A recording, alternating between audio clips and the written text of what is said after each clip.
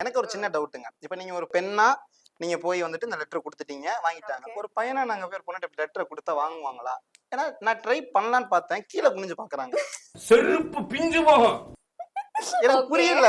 ஏன் இல்லங்க நீங்க வந்து போயிட்டு லெட்டர் குடுக்குற மாதிரி ஒரு நார்மல் தான் போணும். நீங்க செயினா இருக்கிற மாதிரிக்கு போயிருப்பீங்க. குறுகுறுன்ட்டு அதனால அந்த பொண்ணு ஏதாவது பண்ணியிருக்கும்னு நினைக்கிறேன். இல்ல ஆக்சுவலா இப்ப நீங்க அக்செப்ட் பண்ணுவீங்களா? அந்த மாரி ஒருத்தவங்க இருக்காங்க. யாராவது வந்து ஓகே. ஒரு பையன் வந்து ஒரு நிமிஷம் ஏங்க ஒரு நிமிஷங்க மோகன் அப்படி லெட்டர் குடுத்தாங்கன்னா நீங்க ஒய் நாட் தாராளமா அக்செப்ட் பண்ணுவேன். அக்செப்ட் பண்ணிடுவீங்களா? தாராளமா accept- எர்ரா பேப்பரையும் பேனாவையும் எழுதிக்கடா.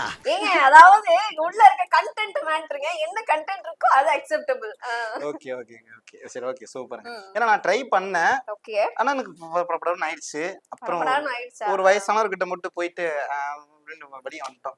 சரி, ஓகே. ஓகே. இவ்வளவு விஷயம் பண்ணீங்கல்ல. இதுல என்ன கிடைக்குது உங்களுக்கு? சந்தோஷம் தான். மத்தவங்கள சந்தோஷப்படுத்தி பாக்குறதே ஒரு பெரிய சந்தோஷம் இல்ல. அத தாண்டி என்ன வந்துற போகுது. இப்போ நீங்க என்ன சிரிக்க வைக்கிறீங்கன்னா உங்களுக்கு ஒரு ஹாப்பினஸ் இருக்கும்ல. கண்டிப்பா. அதுதான்.